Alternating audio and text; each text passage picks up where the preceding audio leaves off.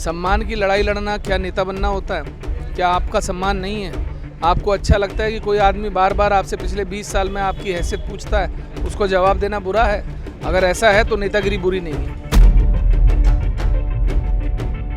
कानपुर विधानसभा तो चुनाव को लेकर, चुनाव की तैयारियों को लेकर कैंप कार्यालय भी अब तो खुल चुका है। तो ये आप लड़ेंगे या फिर ग्राउंड तैयार हो रहा है? इस कैंप कार्यालय में कहीं कोई चिन्ह या कोई कुछ लिखा हुआ है? कोई पार्टी का कार्यालय है? लिखा तो नहीं है, मैं पूछ रहा हूँ सर। जिस तरीके से पत्रकार के कैंप कार्यालय खोलने पर प्रतिबंध है? कोई प्रतिबंध नहीं है सर, खोला जा सकता है। लेकिन जिस तरीके से भाई लोगों के बीच आप जा रहे हैं, जनसंपर्क कर रहे हैं, तो संपर्क में कुछ तो निकल कर आ रहा होगा कि सड़कें नहीं बनी हैं सर, ये समस्या है, या फिर प्रणव सिंह, आप कहेंगे प्रणव सिंह समस्या है उसको हटा देंगे।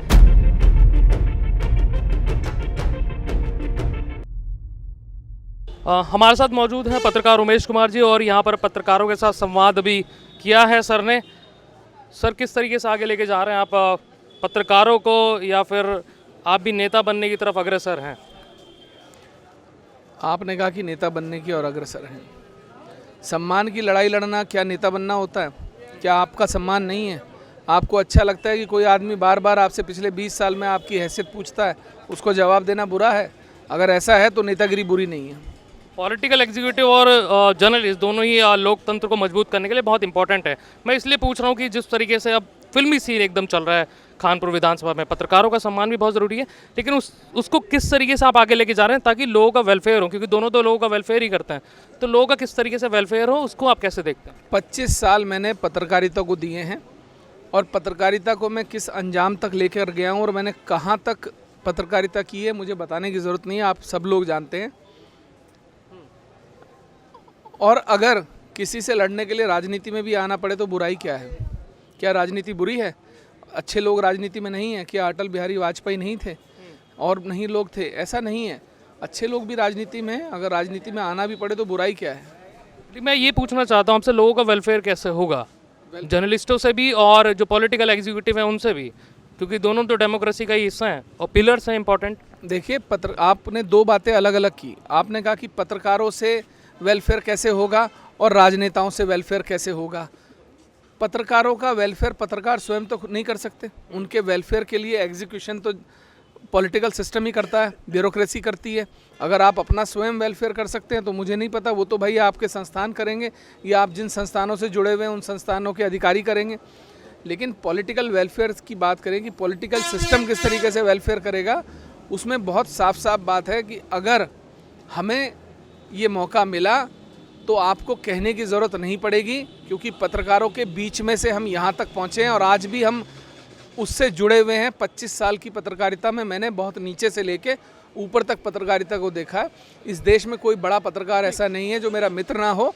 यहाँ से लेके चित्रकूट से लेके बहराइच, रोपड़िया, धारचूला, नीति, माना, घेस, हिमनी तक पत्रकार मेरे दोस्त हैं, और कोई संस्थान ऐसा नहीं है जिसमें मेरे दोस्त नहीं है पत्रकार। ठीक है, मैं एक चीज़ और आपसे जानना चाहूँगा, जो आप पत्रकारों के वेलफेयर की बात कर रहे हैं, तो एक आयोग की बात क्यों नहीं हो रही है सरकारों से?